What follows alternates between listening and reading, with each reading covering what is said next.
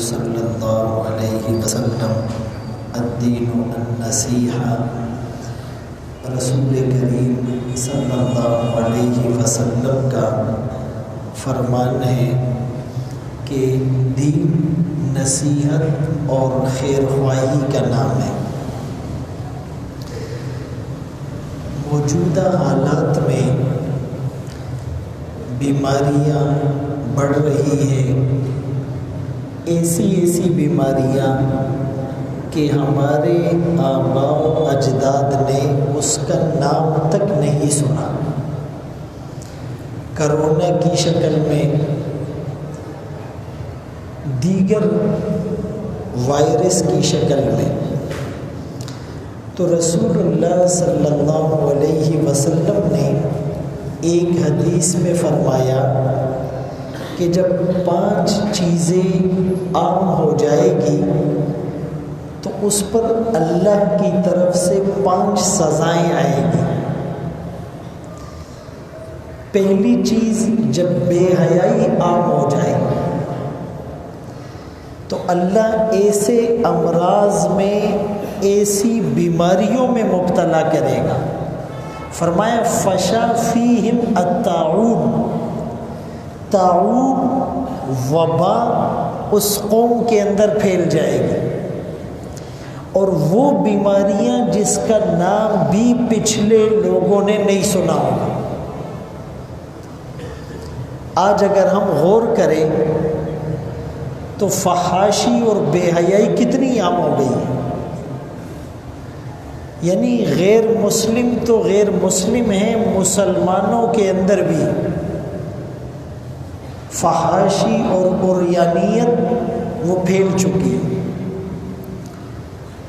اسکولوں میں، کالجز میں، یونیورسٹیز میں، آفیسز میں، مارکیٹوں میں، گلیوں میں، روڈوں پر، پارک میں، ہاسپٹلز میں، ٹرین میں، جہاز میں، بس میں، کاروں میں، آپ کہیں بھی چلے جائیں آپ کو بے حیائی ضرور نظر آئے گی،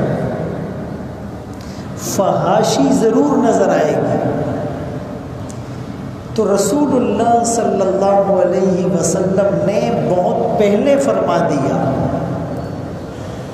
کہ جب بے حیائی پھیلے گی تو بیماریاں بھی پھیلے گی، وبائیں بھی پھیلے گی۔ اسی لیے اگر ان وباؤں کو کنٹرول کرنا ہے تو لاک ڈاؤن بعد میں کریں اور ویکسین بعد میں تیار کریں۔ سب سے پہلا کام کہ بے حیائی کو کم کریں، کیونکہ رسول اللہ صلی اللہ علیہ وسلم کی زبان سے نکلی ہوئی بات پتھر پر لکیر ہے، اس میں کسی قسم کے شک کی گنجائش نہیں ہے، وہ آسمانی بات ہے۔ وما ينطق عن الهوى ان هو الا وحی یوحی، کہ یہ نبی اپنی مرضی سے نہیں بولتا، جو بولتا ہے اللہ کی مرضی سے بولتا ہے۔ تو اگر وباؤں کو کنٹرول کرنا ہے، بیماریوں کو کم کرنا ہے، تو سب سے پہلا کام کہ بے حیائی کو ختم کریں، پردے کا اہتمام کریں۔ اور دوسری بات آپ نے ارشاد فرمائی کہ جب کسی قوم میں ناپ تول میں وہ کمی کریں گے، ڈنڈی ماریں گے، تو قحط کے اندر اللہ مبتلا کر دیں گے، چیزیں مہنگی ہو جائے گی، قیمتیں آسمان تک پہنچ جائے گی، چیزیں شارٹ ہو جائے گی۔ آج اگر ہم غور کریں تو ناپ تول میں کمی، جس کی وجہ سے شعیب علیہ السلام کی قوم پر عذاب آیا، ویل للمطففین، ہلاکت ہے ناپ تول میں کمی کرنے والوں کے لیے۔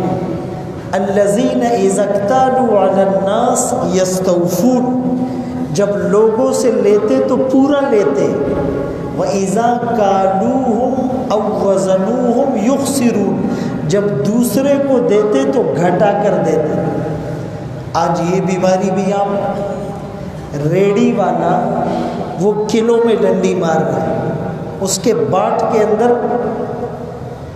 فنکاری ہے، کپڑے والا گز اور میٹر میں ڈنڈی مار رہا ہے، پیٹرول والا اس کی مشین میں ڈنڈی مار رہا ہے، ایرانی پیٹرول مکس کر کے بیچ رہا ہے، سی این جی والا پریشر میں ڈنڈی مار رہا ہے، میڈیسن والے 2 نمبر 10 نمبر میڈیسن بیچ کر ڈنڈی مار رہا ہے، پانی کے اندر بھی ملاوٹ ہو رہی ہے، لوکل پانی پر منرل واٹر کا لیبل لگا دی، گاڑی والا میٹر ریڈنگ میں ڈنڈی مار رہا ہے، بجلی اور گیس کے میٹر والا کنڈے میں ڈنڈی مار رہا ہے۔ اگر غور کیا جائے تو ایک شعبہ بھی ایسا نہیں ہے، ایک طبقہ بھی ایسا نہیں ہے جو کرپشن، ملاوٹ، بدعنوانی، خیانت اور ظلم نہیں کر رہا۔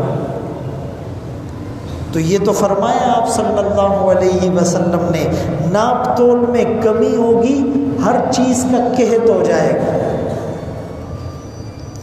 تیسرے نمبر پر فرمائیں جب کوئی قوم زکوٰۃ نہیں دیتی، آپ بولیں گے نا ہم تو زکوٰۃ دیتے ہیں، تھوڑے لوگ دیتے ہیں، زیادہ نہیں دیتے، جو دیتے ہیں وہ پوری زکوٰۃ نہیں دیتے، جو پوری دیتے ہیں وہ مستحق تک نہیں پہنچاتے، جو مستحق تک پہنچاتے ہیں وہ دکھلاوا کرتے ہیں، پیسے بعد میں دیتے ہیں، سیلفی پہلے لیتے ہیں،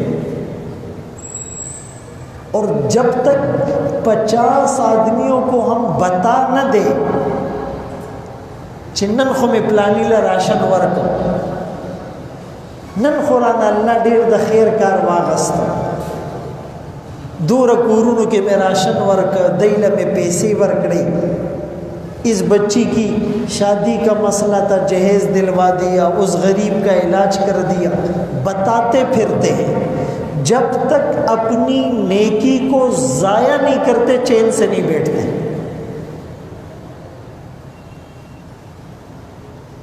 اس شیطان کو اور نفس کو چت کرنا اتنا آسان نہیں ہے، یہ بڑے منجے ہوئے کھلاڑی ہیں، یہ بڑے ٹرین کھلاڑی ہیں۔ تو فرمایا کہ یا زکوٰۃ نہیں دیتے، یا پوری نہیں دیتے، یا مستحق تک نہیں پہنچاتے، یا اخلاص کے ساتھ نہیں دیتے، تو فرمایا اللہ بارشیں بند کر دے گا، جہاں ضرورت ہوگی وہاں نہیں ہوگی، جہاں ضرورت نہیں ہوگی وہاں ہوگی، فصلیں تباہ ہو جاتی ہیں۔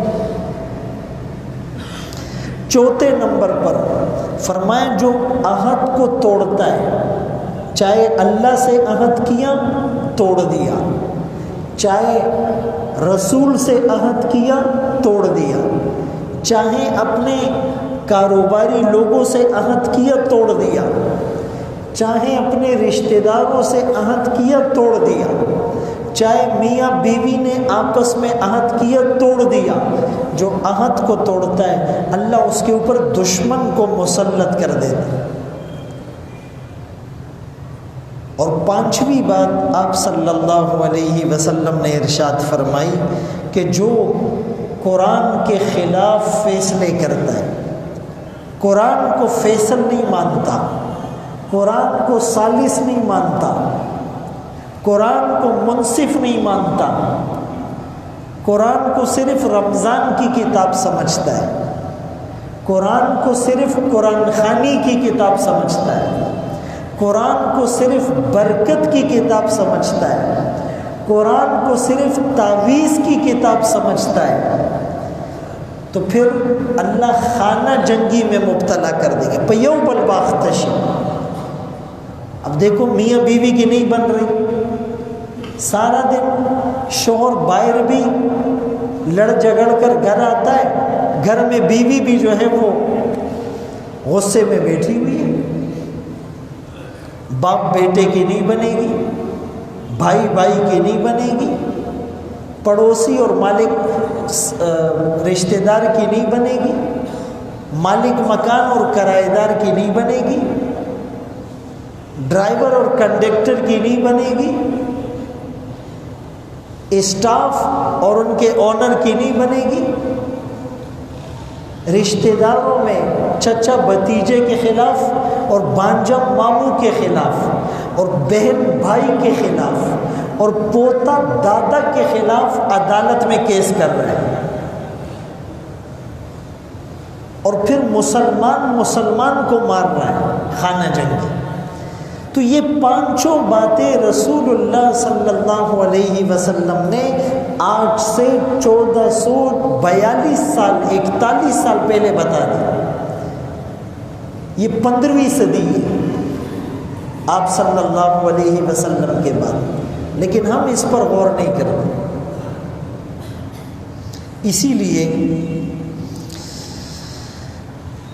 دو خصلتیں ایسی ہیں جو اللہ کو پسند ہے، ان خصلتوں کو اپنایا جائے.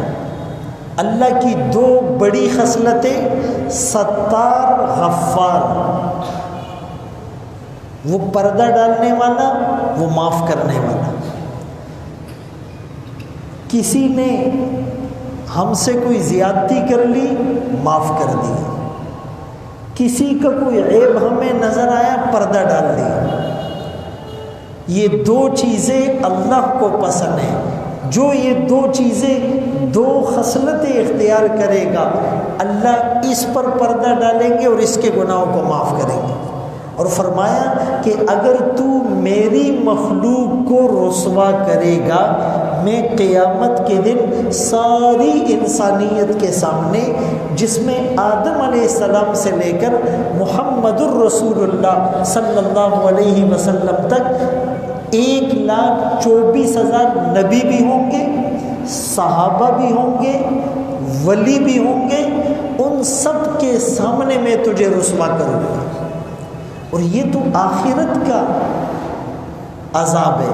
فرمایا دنیا میں بھی اس کو گھر بیٹھے رسوا کر دوں گا.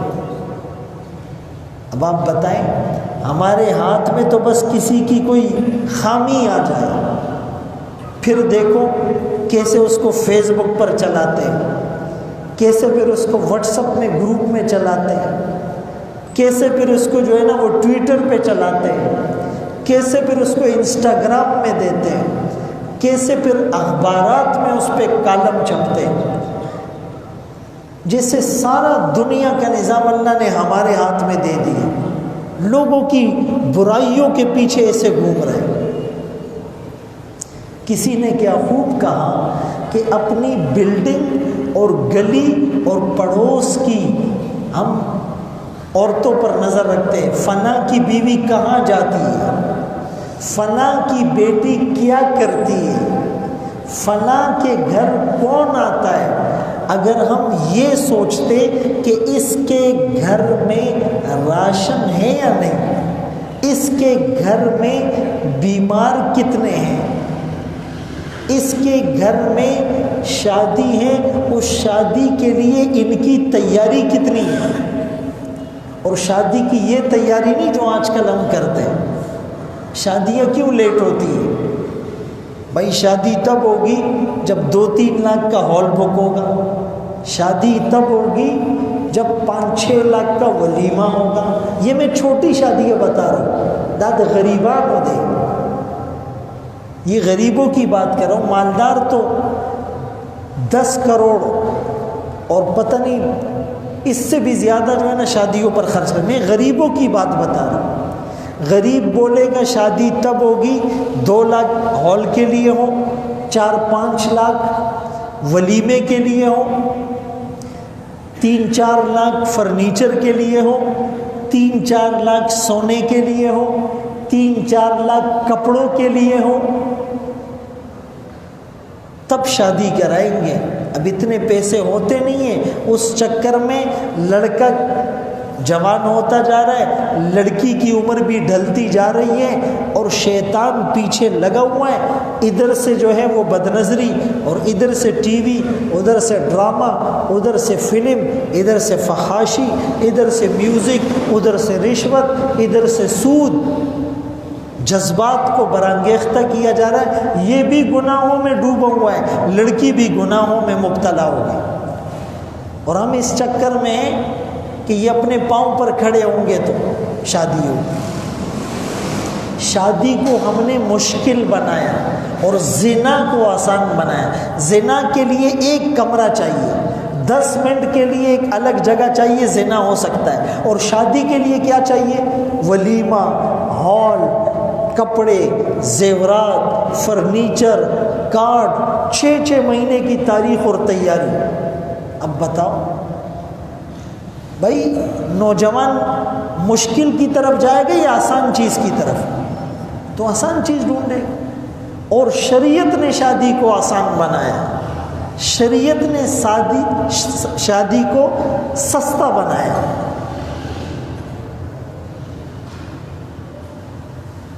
تو بہرحال ایک تو ہم فرمایا ہم پردے ڈالیں اور گناہوں کو، دوسروں کی غلطیوں کو معاف کریں، اور رسول اللہ صلی اللہ علیہ وسلم کی مبارک دعاؤں کا اہتمام کریں۔ گھر میں داخل ہونے کی دعا، پھر گھر سے نکلنے کی دعا، پھر مسجد میں داخل ہونے کی دعا، پھر نکلنے کی دعا، پھر رات کو سونے کی دعا، صبح اٹھنے کی دعا، پھر کھانا کھانے سے پہلے کی دعا اور بعد کی دعا، پھر لباس پہننے کی دعا اور نیا لباس پہننے کی دعا، پھر سورج نکلنے کی دعا اور پھر چاند کو دیکھنے کی دعا، پھر گاڑی میں سوار ہونے کی دعا، مجلس میں آنے کی دعا اور مجلس سے جانے کی دعا، ایک ایک موقع پر واش روم میں جانے کی دعا اور نکلنے کی دعا۔ اس کا کانسیپٹ کیا ہے؟ ان دعاؤں کی حکمت کیا ہے؟ کہ انسان کا کنیکشن ہر وقت اللہ کی ذات سے قائم رہے، ڈسکنیکٹ نہ ہو۔ بھائی تھوڑی دیر کے لیے اگر وائی فائی ڈسکنیکٹ ہو جائے تو کتنی بے چینی ہوتی ہے۔ ڈیوائسز کا دور ہے، موبائل ہو، لیپ ٹاپ ہو، ڈیوائس تھوڑا سا اس میں مسئلہ ہو جائے ہم بے چین ہوتے ہیں۔ لیکن قرآن سے تعلق ٹوٹے ہوئے 1 سال گزر گیا، پورا دن گزر گیا مسجد میں نہیں آئے، پورا دن گزر گیا ایک رکوع قرآن کا نہیں پڑھا، پورا دن گزر گیا ایک دعا نہیں پڑھی، پورا دن گزر گیا نبی کی ایک سنت پہ عمل نہیں کیا، 50-60 سال گزر گئے نبی کی ایک حدیث عربی میں یاد نہیں ہے، نبی کی مسنون دعائیں عربی میں یاد نہیں ہیں، 60 سال عمر ہو گئی دعائے قنوت غلط پڑھتا ہے، جنازے کی نماز نہیں آتی۔ بہت سے لوگ 60-70 سال کی زندگی ہو گئی، کبھی اذان دینے کی توفیق نہیں ہوئی، کبھی اقامت کہنے کی توفیق نہیں ہوئی، کبھی مجبوری میں نماز پڑھانی پڑ جائے نماز پڑھانے کے قابل نہیں ہے، حلال حرام بیسک کا اس کو پتہ نہیں ہے۔ کتنا بڑا المیہ ہے۔ اسی لیے ان دعاؤں کی حکمت، ایک آدمی گھر سے جاتا ہے نا تو گھر والی تھوڑی دیر بعد میسج کر کے پوچھتی ہے آپ آفس پہنچ گئے خیریت سے، پھر دوپہر کو وہ میسج کرتی ہے آپ نے کھانا کھا لیا، پھر وہ 3-4 بجے میسج کر کے پوچھتی ہے آفس سے کب نکلیں گے، پھر وہ شام کو پوچھتی ہے آپ لیٹ کیوں ہو گئے۔ آدمی خوش ہوتا ہے، یار میری بیوی کو، میرے گھر والوں کو میری فکر ہے، بار بار پوچھ رہے ہیں، ہر تھوڑی دیر بعد میسج اور کال کے ذریعے سے رابطہ ہو رہا ہے۔ محبت بڑھے گی یا نہیں؟ اللہ بھی چاہتے ہیں بندے سے میری محبت بڑھتی رہے، اللہ کا رسول بھی چاہتا ہے مجھ سے میری امت کا تعلق یوں جڑا رہے، یہ جو کام کرے گا دعا پڑے گا فوراً کنیکشن قائم ہوگا۔ لیکن ہمیں تو پتہ ہی نہیں، ہمارے پاس تو ٹائم ہی نہیں ہے۔ وہ ڈائریکٹ یہ کہتے ہیں یہ دکان کون چلائے، یہ بیوی بچوں کا پیٹ کون پالے، یہ بیٹی کی شادی کرانا بھی تو ثواب ہے، ایسی شادی کرانا ثواب نہیں ہے کہ لاکھوں اور کروڑوں روپے پھونک دو اور پڑوسی کا پتہ نہ۔ ہندوؤں کی جتنی رسمیں ڈرامے اور فلموں میں ہم دیکھتے وہ اپنی شادی میں اپلائی کرتے، پر شرمون و زان و شرم، شادی کے 10-12 دن خوب گانے بجانے، خوب، پوری گلی میں کوئی رات کو سو نہیں سکتا ہے،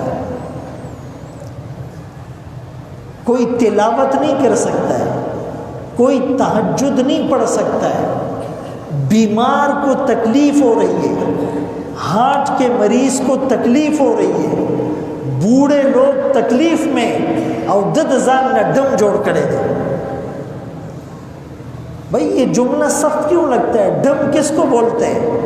گانے بجانے والا، گانے گانے والا، اس کو ڈم بولتے ہیں، یا اور کوئی لفظ تو نہیں ہے؟ یہ تو ابھی انگلش میں یہ سنگر ہے، یہ ایکٹر ہے، یہ فنکار ہے، یہ موسیقار ہے، تو پختوں کی ورطہ ڈم وائی مراسی اور ڈم، اس پہ شرم ہی نہیں آتی۔ بھائی آپ اپنے گھر میں اپنی آخرت تباہ کرو، اپنے گھر میں اپنی عاقبت تباہ کرو، پورے محلے کو تکلیف دینے کی کیا ضرورت؟ اب پورے محلے کی بد دعائیں ان کے پیچھے، تو یہ میاں بیوی آپس میں خوش رہیں گے؟ سوال نہ پیدا کی، 10-12 دن بعد جھگڑے، تم نے گفٹ صحیح نہیں دیا، تمہاری ماں نے مجھے انگوٹھی صحیح نہیں دی، تم نے میرے دوستوں کی دعوت صحیح نہیں کی، اور یہ کتنا سستا کپڑا دیا ہے، اور میں اتنے کام نہیں کروں گی، میں ساس کی خدمت نہیں کروں گی، میں سسر کی خدمت نہیں کروں گی۔ پھر مفتی سے آ کر فتویٰ لیتے، یہ ساس سسر کی خدمت بیوی پہ فرض ہے؟ وہی ددی اسخر خواہ کی خدمت کو بجی نہیں فرض نہ دے، پھر یہ مسئلہ پوچھتے۔ بھائی میں ایک جواب دیتا ہوں، مجھ سے اس دن کسی نے سوال پوچھا کہ عورت پر ساس سسر کی خدمت فرض ہے یا نہیں؟ میں نے کہا فتویٰ تو یہ ہے کہ فرض نہیں ہے، لیکن میں نے کہا مجھے ایک بات بتاؤ،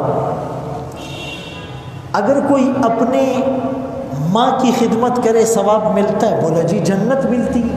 تو میں نے کہا ساس کیا ہے؟ ساس کو ماں نہیں کہا، ماں سمجھ کر اس کی خدمت کرو۔ باپ کی خوشی میں اللہ کی خوشی ہے، تو سسر تمہارا باپ نہیں ہے، اس کو باپ سمجھ کر خدمت کرو۔ پھر اگر تم کسی پڑوسی کے ساتھ بھی اچھا کرو گے اللہ راضی ہوگا، اگر وہ پڑوسی کافر ہے اس کے ساتھ اچھا کرو گے تو بھی اللہ راضی ہوگا۔ انسان تو انسان، پیاسے کتے کو پانی پلانے پر بھی اللہ راضی ہوگا یا نہیں؟ بنی اسرائیل کی زانیہ عورت کو اللہ نے کیوں بخشا؟ پیاسے کتے کو پانی پلائے۔ اور ادھر ہم ساس سسر جن سے اتنا تعلق ہے، ہم کہتے ہیں ان کی خدمت ہم پہ فرض نہیں۔ تو میرے محترم دوستو، ہم دعاؤں کا اہتمام کریں، اپنی غلطیوں کو تلاش کریں۔ دنیا میں سب کچھ آسانی سے ملتا ہے، اگر نہیں ملتی تو اپنی غلطی نہیں ملتی۔ سب کچھ ہمیں نظر آتا ہے، کسی کی داڑھی میں چھوٹا سا تنکا ہے نا، وہ بھی دور سے نظر آتا ہے، کسی کے کپڑے پر ایک چھوٹا سا داغ ہے، وہ بھی ہمیں دور سے نظر آتا ہے۔ اگر نظر نہیں آتی تو اپنی بڑی بڑی غلطیاں نظر نہیں آتی۔ اپنی غلطی پر وکیل بن کر صفائی پیش کرتے ہیں، اور دوسروں کی غلطی پر جج بن کر فیصلہ صادر کرتے ہیں۔ اسی لیے یہ غلطیاں بانجھ نہیں ہوتی کہ اس کے بچے نہ ہوں، یہ غلطی بچے دیتی ہے۔ ایک غلطی سے بچے ہوتے، پھر اس سے بچے ہوتے، پھر خاندان کا شیرازہ بکھر جاتا۔ اللہ ہم سب کو اپنی غلطیوں کی اصلاح کی اور دوسروں کی غلطیوں پر پردہ ڈالنے کی توفیق نصیب فرمائیں۔ وآخر دعوانا ان الحمدللہ رب العالمین۔ استغفر اللہ العظیم الذی لا الہ الا هو الحی القیوم واتوب الیہ۔ رب اغفر وارحم وانت خیر الراحمین۔ رب اغفر وارحم انک انت الاعز الاکرم۔ اللہم آت نفسی تقواها انت مولاها وخیر من زکاها۔ وصلی اللہ تعالی علی خیر خلقہ محمد وآلہ واصحابہ اجمعین برحمتک یا ارحم۔